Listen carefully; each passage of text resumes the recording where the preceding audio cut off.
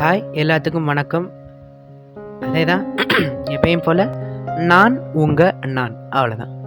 Okay, இன்றைக்கி actually ஒரு சின்ன கான்வர்சேஷன் பற்றி பேசலாங்கிறது தான் என்னோட இது. இப்போதைக்கு சும்மா ஒரு 3 நிமிஷம், ஒரு அதிகபட்சம் ஒரு 5 மினிட்ஸில் இதை முடிச்சுன்னு தான் நினைக்கிறேன். பட் இது 50 நிமிஷத்துக்குலாம் இழுத்து விட்றது பார்க்கலாம்.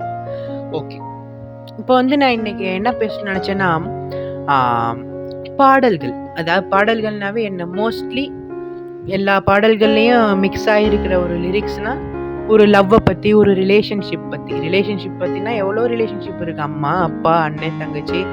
பட் ஒரு கப்புள்ஸோட ரிலேஷன்ஷிப் பற்றி மட்டும்தான் அதிகமான மோஸ்ட் ஆஃப் சாங்ஸ் நம்ம இண்டஸ்ட்ரியில் வந்துட்டுருக்கு. இண்டஸ்ட்ரினா என்ன, நம்ம தமிழ் மட்டும் இல்லை, தமிழ், தெலுங்கு, ஹிந்தி, மலையாளம், கன்னடம் எல்லா இடத்துலையுமே ஒரு லவ் சாங்ஸ் பற்றி தான். இட்ஸ் ஈவன் நேச்சுரல் தானே. இப்போ ஜென்ரலாக இப்போ அதுதானே ஓடிட்டுருக்கு. ஸோ நார்மலாக அந்த பாட்டு போடுறாங்க. அதையும் தாண்டி என்ன நான் சொல்கிறேன்னா, அதுலேயுமே கூட லவ் சாங்ஸ் பெட்டர் தென்னோட அதோட சூப்பரான பாடல்களும் இருக்குது. பட் நம்ம அதை எக்ஸ்ப்ளோர் பண்ணலையோ, அதை நம்ம வெளிப்படுத்தலையோ, அதை நம்ம ஒரு என்ன சொல்கிறது, இதை புனிதமாக நம்ம கொண்டாடுற அளவுக்கு அதை நம்ம கொண்டாடலையோன்னு நினைக்க வைக்கிற ஒரு other kind of genres of the சாங்ஸை பற்றி இன்னைக்கு பேசலாம்னு நினச்சேன். ஆக்சுவலி சாங்ஸில் சோக பாடல்கள், தத்துவ பாடல்கள், புத்துணர்ச்சி பாடல்கள், சென்டிமெண்ட் சாங்ஸு, அப்புறம் லவ் சாங்ஸு, இந்த மாதிரியான நிறைய வகைகள் இருக்குது.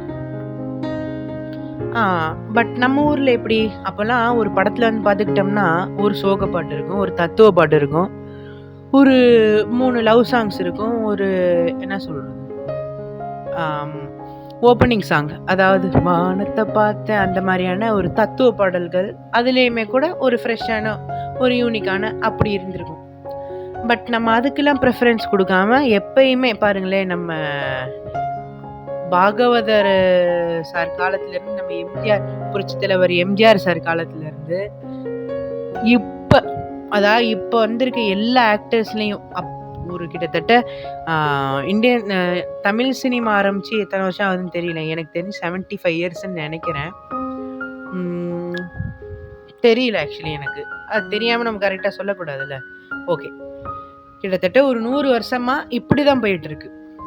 அதாவது அந்த லவ்க்கு கொடுக்குற ப்ரிஃபரன்ஸ் ஒரு முக்கியமாக நம்ம பார்க்குறோம். ஓகே, சரி, அது மட்டும்தான் பெட்டரா, இல்லை அதையும் தாண்டிலாம் இருக்கே அப்படின்னு நான் சொல்கிறதுக்காக தான் இந்த வீடியோ நான் இது பண்ணியிருக்கிறது. என்னென்னா, பொதுவாக பார்த்துக்குங்களேன், நான் இந்த பாட்டு கேட்குறப்ப என்னோட பாயிண்ட் ஆஃப் வியூ அதான், டைரக்ட் ஆஃப் த பாயிண்ட். ஓகேவா, நம்மளோட டைலாக் சொல்லியாச்சு. ஓகே, என்னோட பாயிண்ட்லேருந்து நான் என்ன நினைக்கிறேன்னா, லவ் சாங் சூப்பர். ஆக்சுவலி எப்பயுமே இனிமையாக கேட்குறதுக்கு லவ் சாங்ஸ். ஆனால் இப்போ அது நார்மலாக கேட்குறப்ப கூட பரவாயில்ல. இப்போ யாராவது ஒருத்தவங்க லவ் பண்ணுறாங்க, இப்போ அவங்க 2 பேத்துக்குள்ளாரே ஏதோ ஒரு கசப்பான ஒரு நிகழ்வு நடக்குது, 2 பேத்துக்குள்ளார ஒரு கருத்து வேறுபாடு இருக்கும்போது அவங்க ரசித்து கேட்ட அந்த பாட்டே அவங்களுக்கு இரிட்டேட்டிங் ஆயிரும். அப்போ என்ன பண்ணுறாங்க, அப்போ தான் நம்ம ஆக்சுவலி ஒரு உண்மையை புரிஞ்சுக்கணும். என்னென்னா, லவ் சாங்ஸையும் தாண்டி எதில் நான் நேச்சுராலிட்டி இருக்குன்னு நினைக்கிறேன் தெரியுமா? ஆக்சுவலி இதான் உண்மை. அது என்ன சொல்கிறது, அது அது என்ன, ஒரு நார்மலாக அவங்க பிரேக்கப் ஆனாலோ இல்லை அப்போ தான் புரிஞ்சுக்கணும்னு இல்லை, நார்மலாகவே. இப்போ நம்ம கேடி பில்லாக் விளையாடுறங்க சிவகார்த்திகேயன் விமலண்ணா படத்தில் அந்த எல்லா பாட்டுமே நல்லா இருக்கும். பட் நம்ம மனசில் கிட்டத்தட்ட அந்த படம் ரிலீஸ் ஆகி ஐ திங்க் 11 வருஷம் இருக்கும்னு நினைக்கிறேன். 2013 வந்திருக்கும்னு நினைக்கிறேன். அதில் அத்தனை பாட்டு 5-6 பாட்டு இருக்கும். ஆனால் நம்ம மனசில் வெறும் 2 நிமிஷத்தி 47 செகண்ட் உள்ள அந்த தெய்வங்கள் எல்லாம் தோற்றே போகும் அந்த பாட்டு தான் ஒரு மாஸ்டர் பீஸ். செம்மையான நம்ம அப்பாவுக்கு, நம்ம தந்தைக்கு நம்ம எப்படி மரியாதை கொடுக்கணும் இருக்கிறப்ப, ஓகேவா, இல்லாதப்ப கொடுத்து ஒன்றும் பிரயோஜனம்.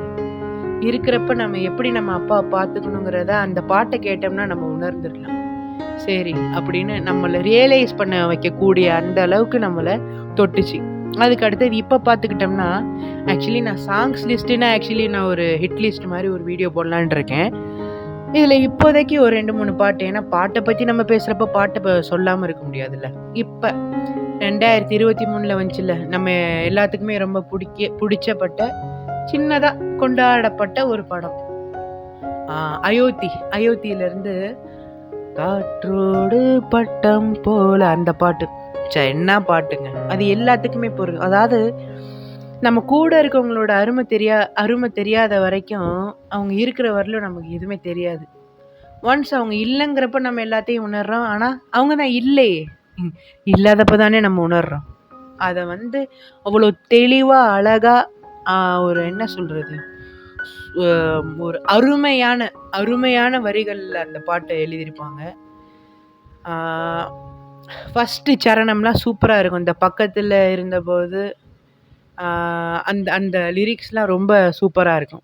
ஓகே, அந்த மாதிரியும் சில பாடல்கள் அதெல்லாம் என்ன ஜானர்னு நினைக்கிறீங்க? அது ஒன்றும் வானத்தில் நான் வானவில்ல பிடிச்சி உனக்கு சுடிதாரில் ஷாலா போடுறேன், நிலாவை தலைக்கு தலையானையாக வைக்கிறேன், அந்த மாதிரி இல்லை. ஆக்சுவலி நிலாவை எப்படி தலையணைக்கு தலையானையாக வைக்க முடியும்? கல்லு மண்ணாக இருக்கக்கூடியதில். ஸோ ஒரு ஹம்பக்கான லிரிக்ஸ் கொண்டது தான் லவ் சாங்ஸ். பட் ஒரு நேச்சுரல் லிரிக்ஸ் கொண்டது தான் ஒரு சோக பாடலோ தத்துவ பாடலோ. இந்த என்ன சொல்கிறது, நம்ம தலைவர் சூப்பர் ஸ்டார் ரஜினிகாந்த் சார் பாட்டில் எவ்வளோ லவ் சாங்ஸும் இருக்குது. பட் அவரோடத நம்ம ரஜினி சாரதோட ஆகட்டும், இல்லை எம்ஜிஆர் சாரோடது ஆகட்டும், அந்த ஒரு நேச்சுராலிட்டி அப்போ இருந்துச்சுன்னு நான் நினைக்கிறேன். என்னென்னா இந்த மரத்தை வச்சவன் அந்த பாட்டுலாம் ஒரு அர்த்தமான லிரிக்ஸ் நம்மளை அதான் மோட்டிவேஷ்னல் பண்ணும். ஒருத்தன் சோகமாக இருக்கிறப்ப அந்த பாட்டை கேட்டான்னா அந்த லிரிக்ஸை மட்டும் புரிஞ்சுக்கிட்டான்னா ஒருத்தர் பக்கமாக நமக்கு அட்வைஸ் பண்ண மாதிரியான ஒரு இது. அதான் அட்வைஸ் பிடிக்காதப்ப எப்படிங்க நமக்கெல்லாம் ஒரு தத்துவ பாடலோ இல்லை சோக பாடலோ பிடிக்க போகுது?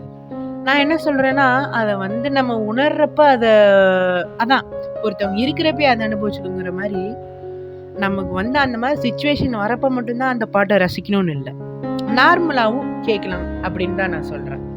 அதாவது நம்ம எப்பயும் போல் லவ் சாங்ஸ் நான் தப்புன்னு நான் சொல்லவே இல்லைங்க என்றைக்குமே. அதாவது இங்கிலீஷில் ஹாரர் வரலாம், வைலன்ஸ் வரலாம், நம்ம தமிழில் த்ரில்லர் வரலாம், கிரைம் வரலாம், ராட்சசன் மாதிரி வரலாம், இறைவன் மாதிரி வரலாம். பட் என்றைக்குமே ஒரு புது கவிதை மாதிரியோ இல்லை வசீகரா மாதிரியோ இல்லை அலைப்பாயுதை மாதிரியோ இல்லை நம்ம ரெமோ மாதிரியோ விஜய் அண்ணாவோட ஷாஜஹான் மாதிரியோ அந்த மாதிரியான படங்கள் தான் நம்ம மனசில் என்றைக்குமே நிற்கும். Because of the content. அந்த படங்கள்லாம் அவ்வளோ ஒரு இனிமையாக இருக்கும். ஒரு ஃபீல் குட்னா அதாங்க ஃபீல் குட். அந்த ஒரு ஸோ அதில் என்ன இருக்குது, லவ் சப்ஜெக்ட் தான். லவ் சப்ஜெக்ட் என்றைக்குமே நம்ம கூட இருக்கும். ஆனால் நம்ம அதை மட்டுமே பிடிச்சி மற்றதெல்லாம் விட வேணான்னு சொல்கிறதுக்காக தான் இந்த ஆக்சுவலி பர்டிகுலராக நான் சொல்கிறது. ஸோ எல்லா பாடல்களையும் கேட்போம், எல்லாத்தையுமே ரசிப்போம், எல்லாத்தையும் சந்தோஷமாக நினைப்போம். அதை தான் நான் சொல்ல ட்ரை பண்ணுறேன். ஆக்சுவலி எனக்கு சரியாக சொல்ல தெரியலையா அதெல்லாம் தெரியல. நான் யாரையும் ஹர்ட் பண்ணுமோ அது மாதிரிலாம் நினச்சி சொல்லல. லவ் சாங் கேட்குறவங்க தப்பு, நானே லவ் சாங் கேட்பேன். எல்லாருமே இங்கே ஒரு 3 வயசு குழந்தை ஒரு பாட்டை ஹம் பண்ணுது. அந்த குழந்தைக்கு என்ன தெரியும்? அதான் நம்மளை கவர்றது, நம்மளை என்றைக்குமே நம்ம கூட இருக்கிறது எல்லா பாடல்களுமே. இதை நான் சொல்லிக்கணும்னு தான் நினச்சேன். அவ்வளோதான். அதான் லவ் சாங்ஸ், தத்துவ பாடல், சோக பாடல் எல்லாமே கேட்போம். எதையும் நம்ம நிராகரிக்க வேண்டாம். எல்லாமா நம்ம இருப்போம். அதான் இந்த நீர், நிலம், காற்று, பூமி, ஆகாயம் அது மாதிரி தான் எல்லாமே நம்மள்கிட்ட இருக்குது. எல்லாத்தையுமே நம்ம நல்லா பார்த்துக்குவோம். எல்லாத்தையுமே நம்ம நல்லா பார்த்துக்கிறப்ப அதுலேயே தெரியும் நம்ம எல்லாரும் நம்ம அம்மா அப்பாவை எப்படி நல்லா பார்த்துக்கிறோன்ட்டு. ஏதோ எனக்கு தெரிஞ்சதை நான் சொல்கிறேன், அவ்வளோதான். Thank you so much. நன்றி.